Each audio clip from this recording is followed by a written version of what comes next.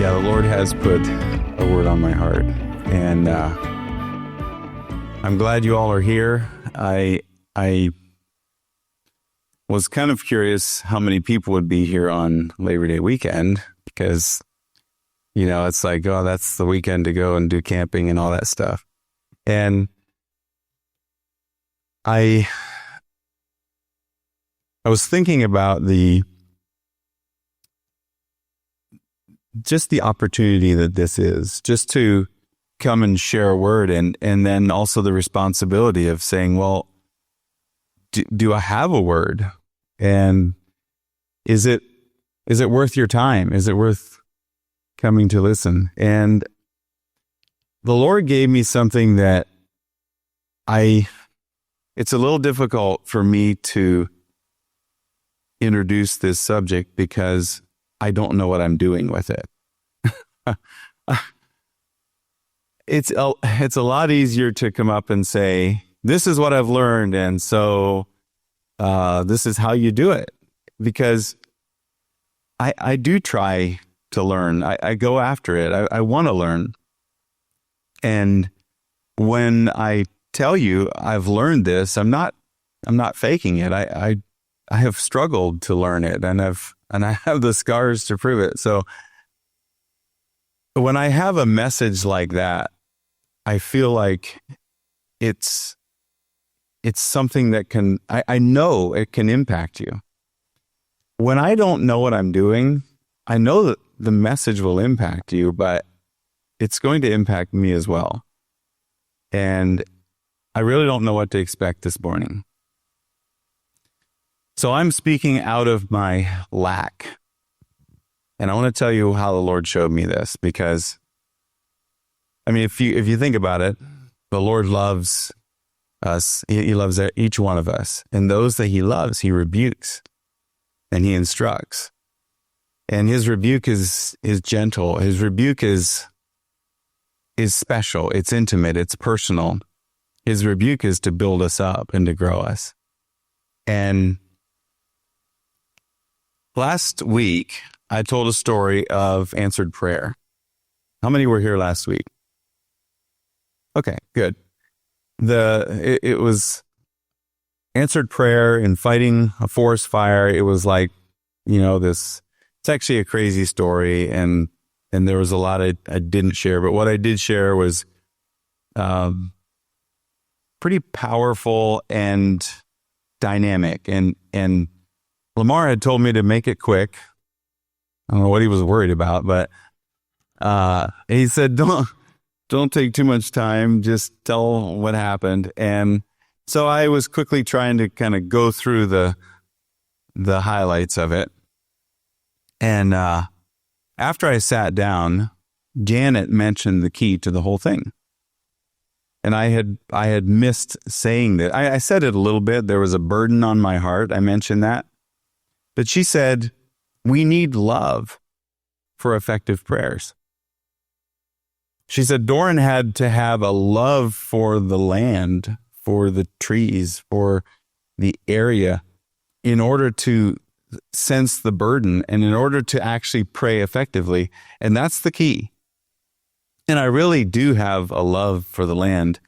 We've lived several different places in our lives. My wife and I, I'm talking about, and our kids.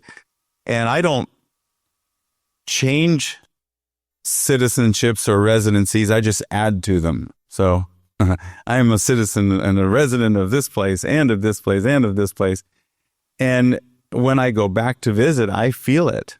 I feel the land called to me. I love it. I love the closeness and experiences that I've had. And those don't go away. It's when I go back to visit or when I talk about it, I have a love for, in this case, it was Washington State. And that's what I was sensing when I was praying for the area. And there really was a love. And I'm glad that Janet mentioned that, because it's so easy to miss if we're talking about the details of it. Oh, pray this, and the Lord says this, and whatever. And it's so subtle, it's so soft that we tend to miss it. And the title for the message today, I didn't prepare anything really. There's one slide you'll see later, but the title for the message is The Way of Love. So the invitation that the Lord has for you is to choose the way of love, because in every situation there is the way of love. And I can be somewhat harsh in my approach to things because I like power. I like motorsports. I like full throttle. I don't like soft. Like if I'm going to hit it, I want to hit it as hard as it'll go. And that's what excites me. So the soft approach can be somewhat disappointing if that's all I think of is just, well, love is just soft. So I want to make this contrast for you so that you can actually discover where you're at. This is a mutual discovery this morning. So think of it and listen to the Lord as He shows you your own heart. I was thinking about prayer and the fact that Lamar had mentioned this, and the Lord reminded me of a word He gave me at Fire in the Hills this summer. And it was while 1 Corinthians 13 was being read, 1 Corinthians 13:13.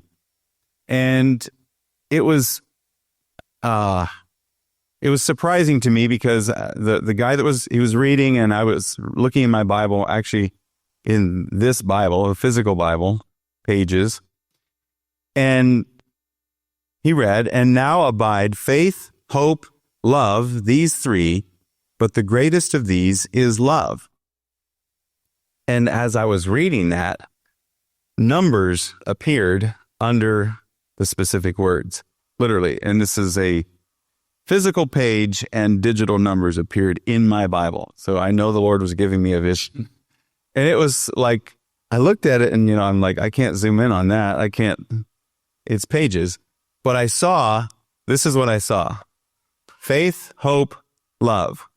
And I shared this with some of you at the time, and I was trying to understand what this means, because it's not in order, and it doesn't even quite make sense, because it says, the greatest of these is love, and yet it has a number 3 by it. It doesn't have a number 1, and as I was meditating on this, the Lord spoke to me, and it was very clear. He said, "I built you with hope.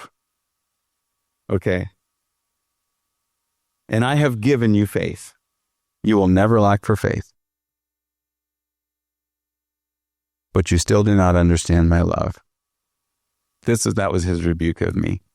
And I felt it. I know it's true. I know that's what he was saying. It is time. And it wasn't a rebuke of kick me saying you just can't get it. You're not getting it. He was telling me it is now time for you to understand my love. So faith is a substance of things hoped for. So it has to begin with hope. If you don't have hope, you can't actually have faith, because it all stems from hope. So this is the progression that we get into the heart of the Father. Starts with hope, builds and creates faith. But without love, there's no power behind it. So love is the engine behind all of it. Love is the dominant power. I wrote this in my notes, and I wrote it in all caps. I must learn the Father's love if I want to pray for people for healing, or if I want to pray for anything. If I don't know His love, I'm just trying to accomplish something, and it's in my own strength. I must learn the depth of His love in my core, in my heart. So I want to read, and I didn't want to put it up on the screen, because I don't want you just trying to follow along and just thinking in that way. I want you just to listen. I'm going to read 1 Corinthians 13, and I just want you to hear. I didn't prepare a lot of notes. I felt like the Lord said, take your time. Don't Don't try to get somewhere. Just go through it. So I'm going to read 1 Corinthians 13. If I could speak all the languages of earth and of angels, this is in New Living Translation. All right, I'll start over. If I could speak all the languages of earth and of angels, but didn't love others, I would only be a noisy gong or a clanging cymbal. If I had the gift of prophecy, and if I understood all of God's secret plans and possessed all knowledge, and if I had such faith that I could move mountains, but didn't love others, I would be nothing. If I gave everything I have to the poor and even sacrificed my body, I could boast about it. But if I didn't love others, I would have gained nothing. Love is patient and kind. Love is not jealous or boastful or proud or rude. It does not demand its own way. It is not irritable, and it keeps no record of being wronged. It does not rejoice about injustice, but rejoices whenever the truth wins out. Love never gives up, never loses faith, is always hopeful, and endures through every circumstance. Prophecy and speaking in unknown languages and special knowledge will become useless, but love will last forever. Now, our knowledge is partial and incomplete, and even the gift of prophecy reveals only part of the whole picture. But when the time of perfection comes, these partial things will become useless. When I was a child, I spoke and thought and reasoned as a child. But when I grew up, I put away childish things. Now we see things imperfectly, like blurry reflections in a mirror. But then we will see everything with perfect clarity. All that I know now is partial and incomplete, but then I will know everything completely, just as God now knows me completely. These three will last forever: faith, hope, and love. And the greatest of these is love. Now, do you know how many times we can listen to that and only understand part of it? I put this on repeat. I was changing oil in my truck. It's a short chapter. I don't know how many times I listened to that. I just played it over and over and over and over and over and over and over. And I could keep saying this because it was probably like 100 times. I just listened to it and listened to it. I want to understand the depth of this. See, when we think of God's heart, we don't see the depth. We see what his heart has done. We see we feel what his heart has done in us, but it's a deep well. It's really deep. It's so deep you won't find the bottom of it.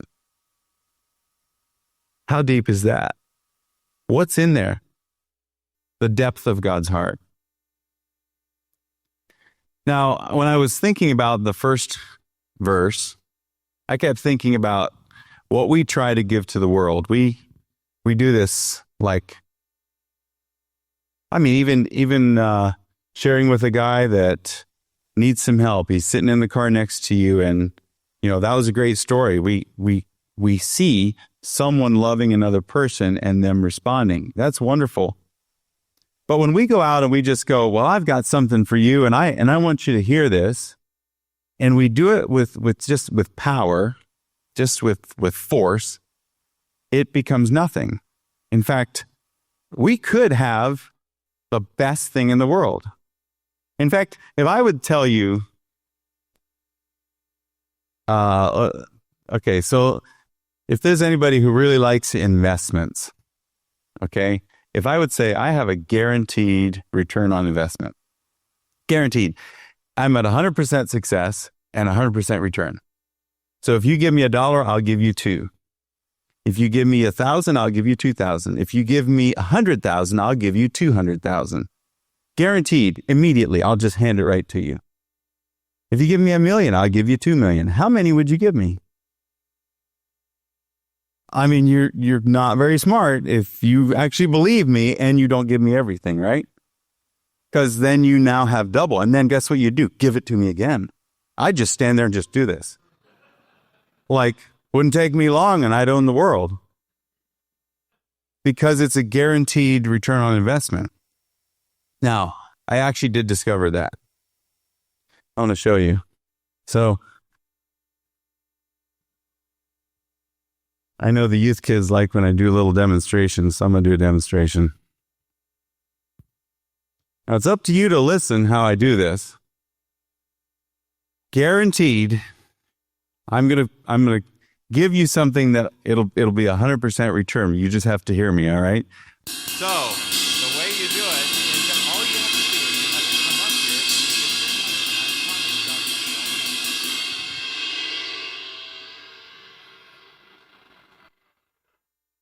and did anybody hear me? Nobody's doing what I said.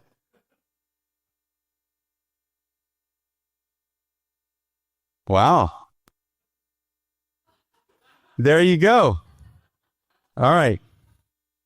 I will give it to you later. What I said is, I will give you the money in my wallet if you come up and give me something.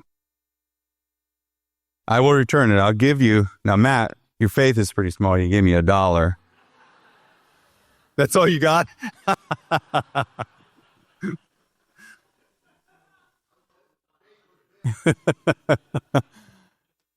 I committed to giving. I didn't bring a huge amount. I was thinking maybe somebody will come up, and then I forgot to put it in my pocket. So it's in the office. But that's what I said. I said, if you come up and give me a 20, I guarantee you I will give you 20 out of I'll give you my 20. I'm going to give you yours back. I was really hoping I didn't have a lot of takers. But that was a return on investment. But you couldn't hear it. There's no way you can tell what I'm saying. If I would say, I found the way to end all of world hunger. And that's how you got all you know to do. Stop.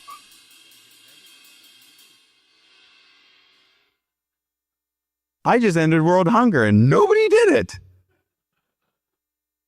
I mean, how many problems do we find in the world? We could end the war in Ukraine this way. How many times I got to do this demonstration? We have the answer, but the answer is not getting to those who need the answer, because this is what we become. Because we're doing it without love. We have the right words, but they're not empowered by love. And so the world hears this. It's really loud for my ear. You guys think it's loud? It's loud. It's really loud. The world hears this from the church. And you know what they do? They go as far away as they can because they're not feeling love. They don't sense the true power that we need to be carrying. I'm going to move this so I don't do that. The clanging cymbal, the other word that I had for that is annoying. So if though I have all of these things and can do all these things, but don't have love, I become annoying. That's what we become to people. I've had a lot of conversations with people that have been hurt by Christians because Christians didn't understand not just the world's way of love, but God's love. See, there was a time, how many people in here, Bernie, I know you would classify this because you've talked about it, but the era of free love, right? The hippie era. I was born during that time, but I didn't experience it really. The world tried to experience love.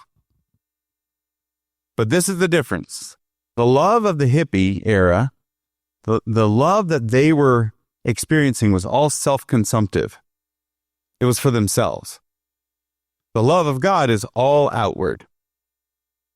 See, the world has never experienced outward love. It's always inward love. It's always self-love. It's love to oneself. God says, I have such a river flowing in me of love, it can't come back to me. I can't consume it. I can only give it. That's what he has for us. He wants to be a river flowing through you. The love of God, this is where I'm like, I know this, but I don't know it. Like I have experienced his love. And those are the times that I've prayed for people and they just got healed right there. But how do we walk in it? How do we flow in it? How does the river actually just flow through us? I want to read the same verses again. I'm going to read them in New King James. I hesitated to start in King James or New King James or something that we're familiar with because we tend to pass over these words so quickly because we've probably memorized them. I mean, how many people have memorized 1 Corinthians 13? All right, we have a few. That was one of the things that as a kid, I memorized a lot of verses. So though I speak with the tongues of men and of angels and have not love, it's like, well, I can say the words, but what do they really mean? So again, I want you to listen to this. I'm not going to read the whole thing again, but I want you to hear this. Though I speak with the tongues of men and of angels, but have not love, I have become sounding brass or clanging cymbal. I just demonstrated that. And though I have the gift of prophecy and understand all mysteries and all knowledge, and though I have all faith, so that I could remove mountains, but have not love, I am nothing.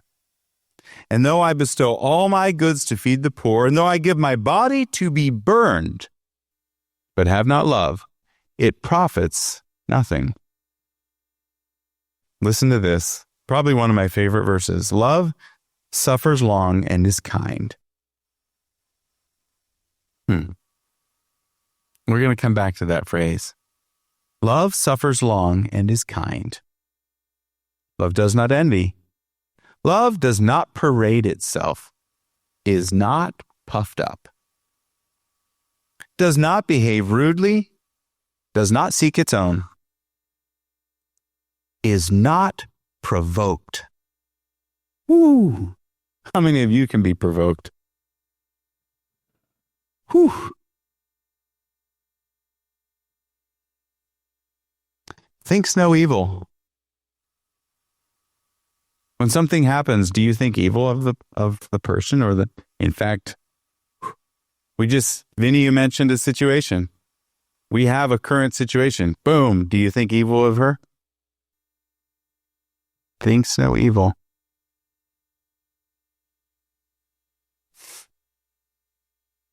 Does not rejoice in iniquity, but rejoices in the truth.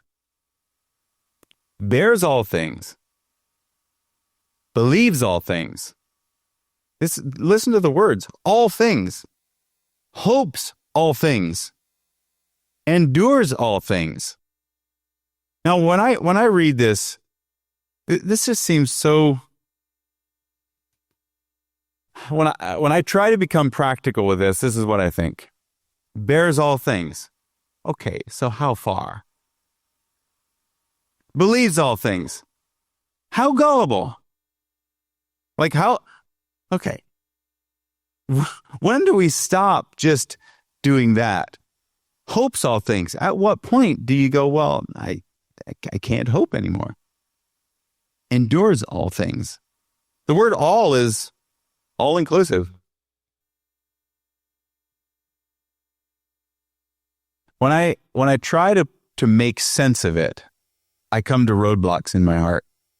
I just hit these roadblocks because I am a logical person. I like, thinking through it and coming up to a logical conclusion and making sense of it and then applying that. You can't do that with love. It doesn't make sense. It isn't logical. It doesn't protect itself. What did Jesus do when he was before the Sanhedrin? when they came up to him and spit in his face. Have you ever been spit in the face? Anybody ever had somebody spit in your face? Oh, I don't know if I could keep my hand from moving. Like, I'd want to slap them. But not if I love them, not the way Jesus does. The soldiers actually punched him in the face. He was so bruised and beaten that he was so disfigured that you couldn't recognize him. He was beaten to a pulp. And he didn't protect himself. And it seems like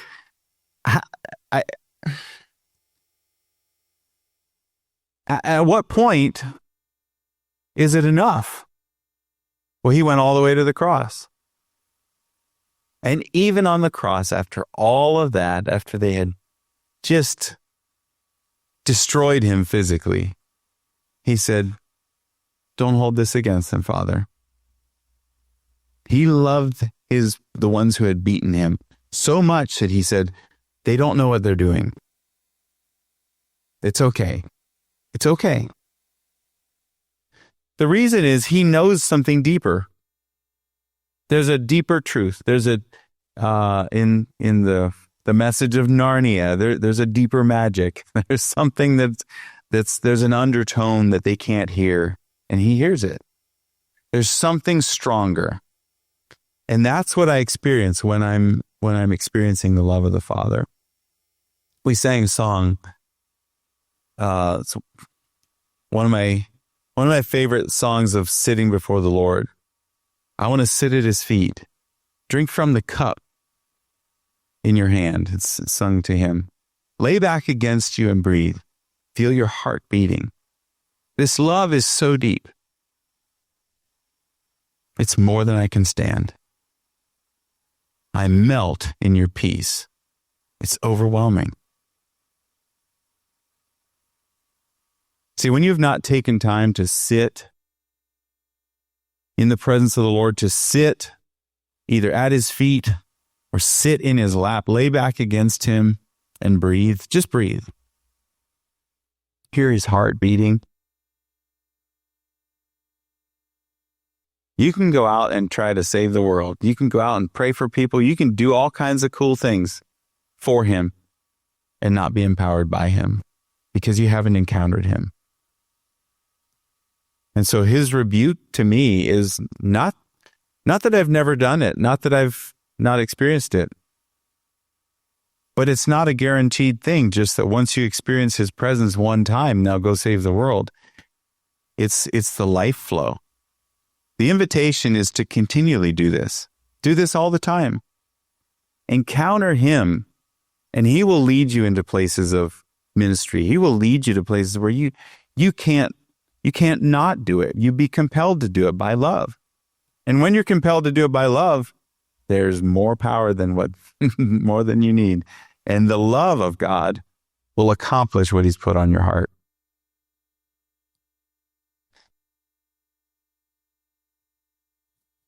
When I read 1 Corinthians 13, I feel like it's written actually so clearly. It's not like he's going, discover the undiscoverable. He's not saying, words that are strange and you got to sort of figure it out. He just says it.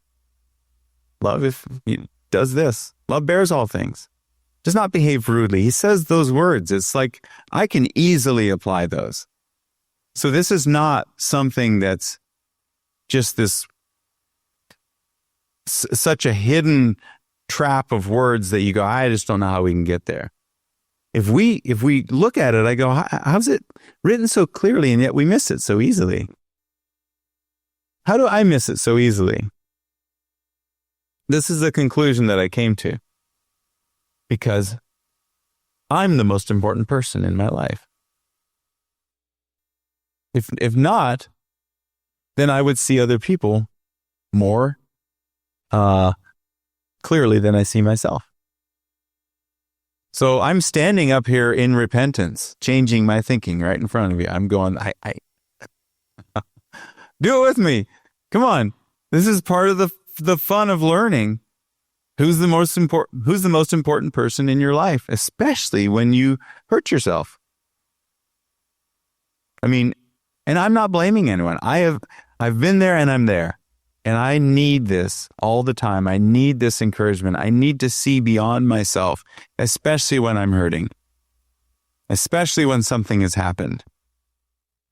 So in your life, think of the circumstances surrounding your life and how, as it gets closer and closer to your heart and your core and what you believe strongly or what you desire, and those things, they get louder and louder and louder as you get closer to you. That means the things important to you are the most important things to you. When you think of other people in the presence of the Lord and you sense the river flow of his love going out, the further out it gets, the louder it gets. The more you see the other people and sense the Lord, the more you actually feel his heart for them and not for yourself. Can you feel it? Can you feel the flow? Instead of self-consumptive and inward, it's going outward. It's the river of his love going out to those around you. I think we just tend to overlook anything that doesn't have immediate, physical, and visible power associated with it. I mean, if I could just light a firecracker and you'd see the explosion, boom, that's power. If I could demonstrate immediate power of something, then you go, "Ooh, that's good. That's something that we want." I like that one. That's why I like engines and throttles, because you push the throttle, it's going to go, and I like the response of that. Even these guys who drive cars with no engines, they drive cars with little drill motors on the tires, and it's all electric, and boy, they go. How fun is that? You got an immediate response. I've tested them, actually. It's the go button.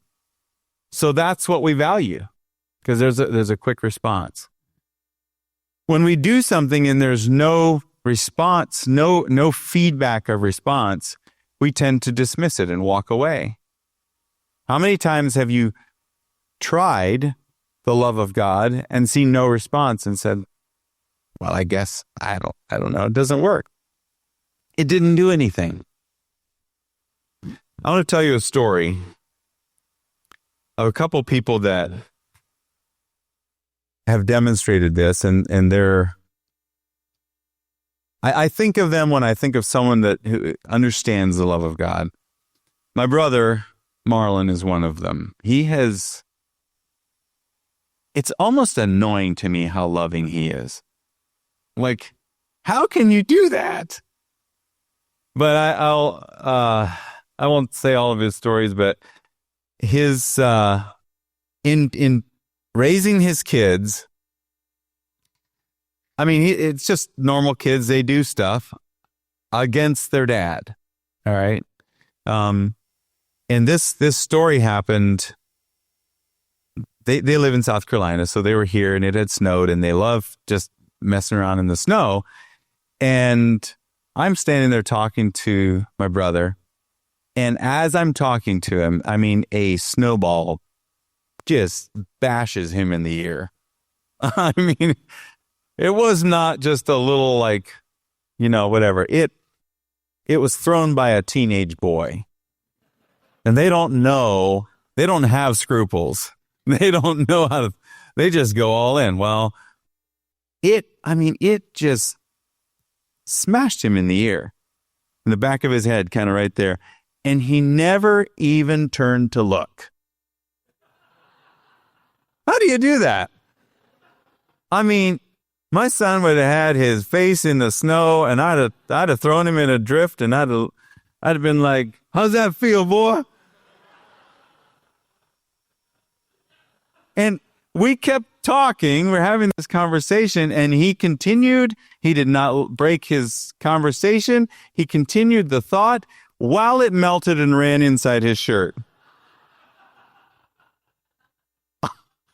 I couldn't remember what we were talking about because all I'm looking at is the snow.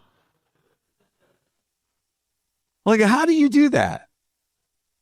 But he has demonstrated this love so amazingly. And he's a tough guy. He really is. He was always the most athletic. And I'm like, he could have literally just jumped over me and gone and attacked his son. I look up to him. I look up to his, that to me is powerful. To be able to pound his son and not do it is more powerful than to do it. I know that that's the way it is. And yet I get provoked. And I have kids who will attest to that. And so I want to learn. I want to show them a better way. See, Paul says, but now I show you a better way. This is a better way. The other story I want to tell you is, it's not as funny as that, but it is amazingly powerful. There was a guy that years and years ago had gotten into sin, and he had actually abused some of the boys under his care. And so this is a bad story, really bad. And he ended up getting he ended up getting AIDS. He ended up going into this sort of prison. He couldn't leave because he was so sick. And they told him when he got in there that no one ever leaves this place. He was diagnosed with AIDS with dementia. Now imagine what that is. That's like double worse. And he was so without hope. He was so depressed. I mean, he just wanted to die. He literally just, there was nothing left in life. He had lost his family. He had lost everything. He had nothing left but a disease-riddled body and he had turned his back on the Lord. He actually tried to do everything he could think of that would make God mad. So I don't know what all he did, but I don't think there was anything off limits. If he thought it would make God mad, he did it. So one of the boys that he had abused years later, 20-some years later, as a man, found out where this guy was at in Pennsylvania and went to visit him. And this is like I think a 6-hour drive or something to go visit. And he went to visit. And when he went, it was like a dorm with a bunch of these inmates in there. And when he walked in there, this guy was sitting on his bed and he looked back and just a string of curse words were thrown at this guy. I mean, it's just right out of the first thing, his first response was just cursing him. Get out of here. I don't want to see you. I hate you. I don't want anything to do with you. And this guy comes walking over, the young man, or he's not young anymore at that point, but he comes over and he sits next to him on his bed. And the guy that had abused him turns his back to him and just cusses, just cursing the whole time. He sat there for, I think it was a couple hours. No response, no connection. And ended up, he had to leave and go home, and he got up and he left. Nothing was spoken. No restoration at all. And the next week, he went back and did it again. Every weekend, every Saturday, he drove there. Walked in the room, got cursed at, sat next to this guy, stood up and went home.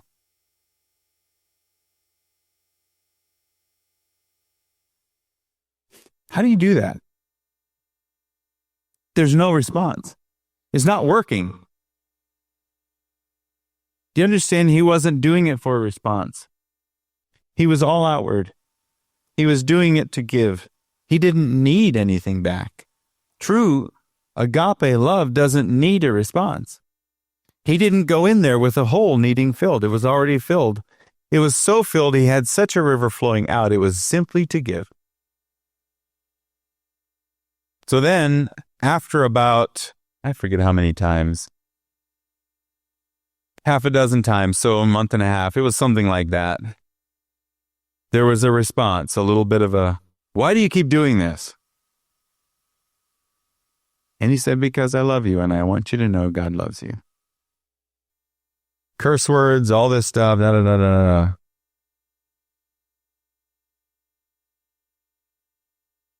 He ended up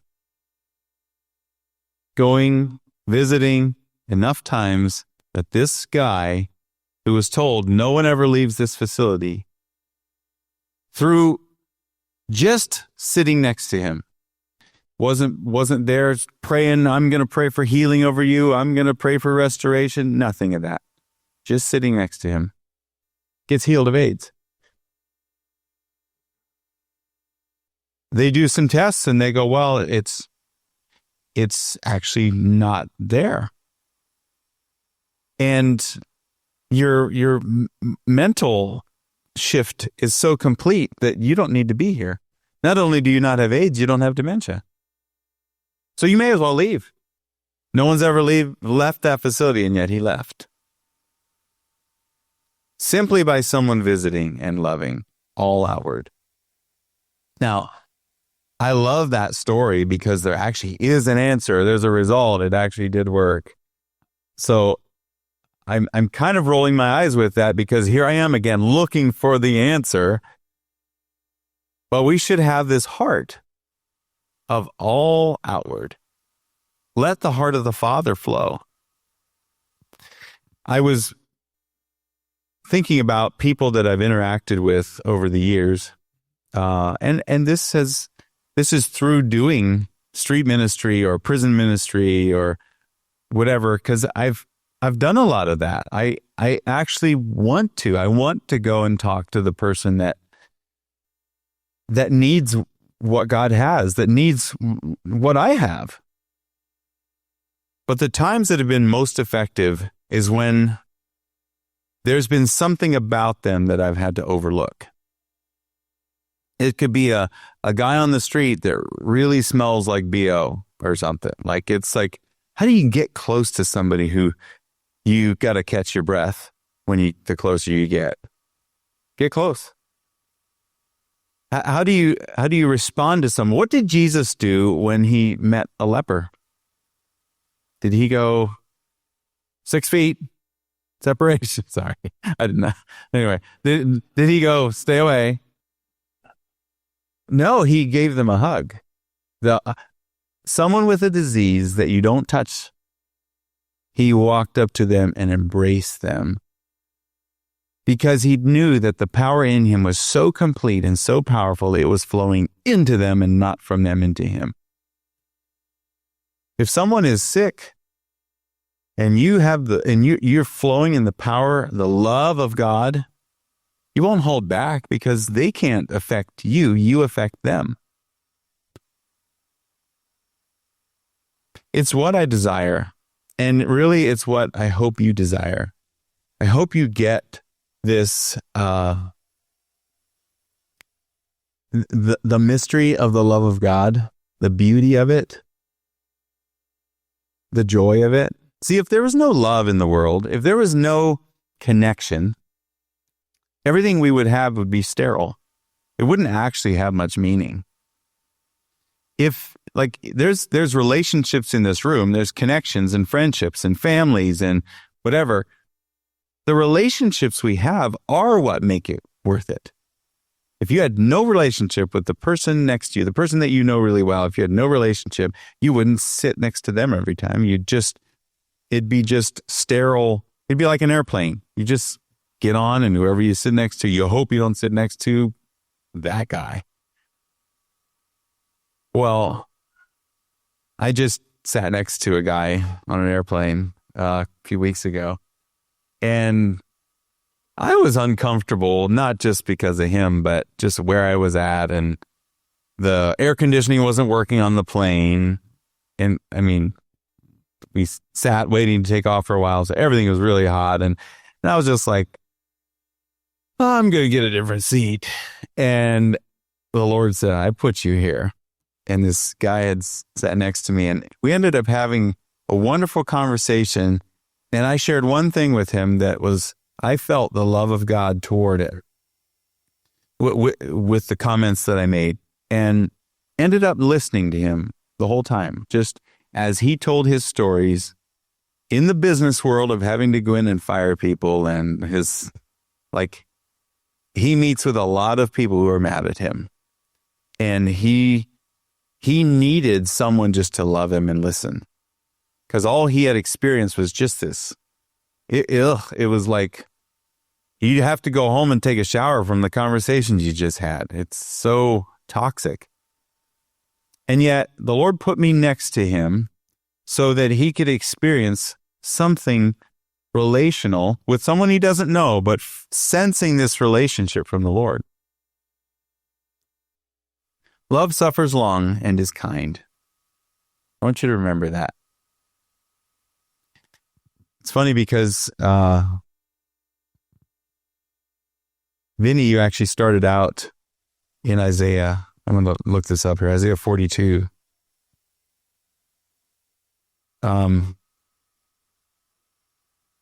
Did you notice? And you read out a New Living Translation, right? Okay. He says, "Look at my servant whom I strengthen. He is my chosen one who pleases me. I have put my spirit upon him, and he will bring justice to the nations." Now listen, he will not shout or raise his voice in public. He will not crush the weakest reed or put out a flickering candle. Flickering candle, a nearly dead candle. He will not crush the weakest reed. What's that? A reed is, it's like it has a little structure to it in order to stand up straight. And if it's been crushed, it wants to fall over. And he takes something that you'd think, what's the point? He won't crush it. The weakest reed, he'll protect it.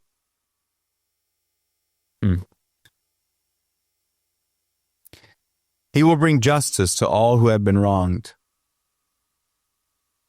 And I read this and I think, obviously, this is Jesus. But how does Jesus do that now? He's put his spirit in us. And through you, he will not crush the weakest reed. The person who is the most vulnerable, he will not crush through you. He will not put out the flickering candle. Someone who literally has no hope. They're so hopeless, their life is literally flicking. They don't even know if they want to live. That's the person he wants you to go meet with, so that you can restore them, so that he can restore them through you. The river of his love flowing through your heart. This is how he does his work. The power of love is so complete and so enduring that no matter what the situation is, love will always win. Always. So if you don't like what the circumstances of what this lady just did and all that stuff, then go love people. Go love people despite the devil. Go undo what he did by loving. It's the answer. I know it's the answer. And I'm pressing in. I'm going to spend time in his presence. This is my commitment to you and to him. I'm going to take time in the weeks following this to sit at his feet and learn, understand, and allow his heart to be formed in me. Allow it to flow through me. And it's my challenge to you as well. Do this. You can't do it without being in his presence. It's pointless. I mean, plainly simple, pointless. Remember that. Every time you want to go and just solve it with power, just remember that you're annoying.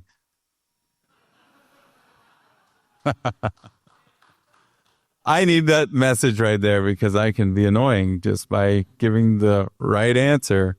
So I did that probably as much for myself as anybody. I want to read Colossians 3, verses 12 through 15. And I'm actually going to read them in two translations again, just because I like how it's worded just a little differently. It gives a little more understanding. "Therefore, as the elect of God, holy and beloved, put on tender mercies, kindness, humility, meekness, long-suffering, bearing with one another, and forgiving one another. If anyone has a complaint against another, even as Christ forgave you, so you also must do. But above all these things, put on love, which is the bond of perfection. And let the peace of God rule in your hearts, to which also you were called in one body. And be thankful. I like how he ends it. That's how to live. You want to know how to bring unity to the church? That's how you do it. Listen to this in the New Living. Colossians 3, verse 12.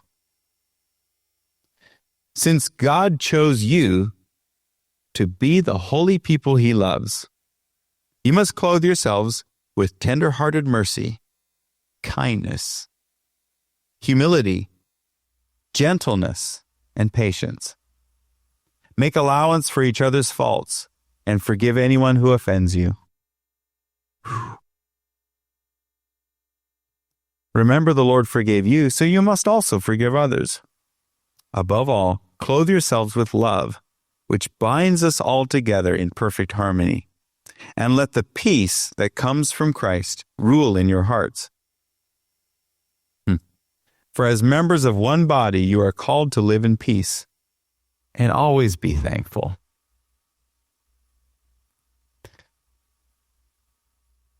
I want to take some time here at the end to just, in fact, if you guys could come up. There you guys are. I was like looking for Madison. If you could sing that song, I Want to Sit at Your Feet, and you can just play, do whatever. But I'd like to invite you guys to come up front. If you sit in the same place you're at, you haven't made enough of a change to show that you're serious. It's not that there's more anointing up here. It's to change your perspective for yourself. You can come sit on some of these chairs. Just move, do something, and go, I'm going to encounter the Lord in a different place than I've been sitting this service. And you encounter him. If you want someone to pray with you, just ask someone to pray with you. Look around you. Do you know that the Lord is in each one of us? If you're born again, the Lord is in each one of us, and he wants to minister to you through other people. There was a time where I was up during worship. I was standing up here, and the Lord spoke to me. He said, "Do you see me?" And I was standing there, and I was like looking up in the corner for lights or something, or He said, "Do you see me?" And I said, "No, I don't see anything." And he said, "I'm 6 feet tall." JB was up here playing. He said, "I'm 6 feet tall." And I looked up and I saw JB, and the Lord goes, "It's me." Then he said, "Do you see me? I'm 5'2". And I looked over, and one of the youth girls was standing right there, and he goes, "It's me." And he said,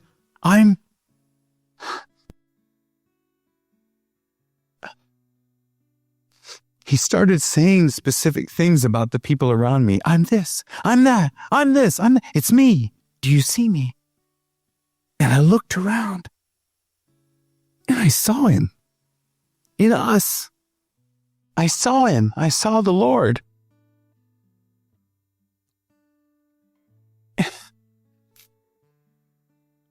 And I realized how many times I was going to try not to cry. I don't know why. I realized how many times I look at people and I don't see him. I see them with their faults and their failures, with their things that I'm better at than they are. And I compare. Or I see something that a mistake they've made, or I don't see him. How many times have you looked at people and you've seen the Lord? And he says, it's me.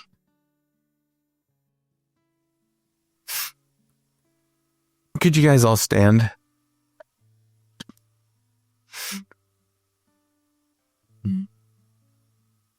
If we could just turn these lights off in the front here. Not necessarily the stage lights, I guess, but just, I don't want it to be a thing of like, if it's, no one's on the in the spotlight. No one's being forced to do something. This is an invitation to come to the Lord. Encounter him. Let him speak to you. Look around you and ask him, Lord, I want to see you in that person.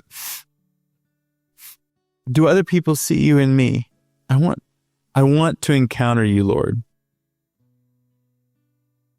So in whatever position you want to get into, let's just take whatever time and let's encounter the Lord.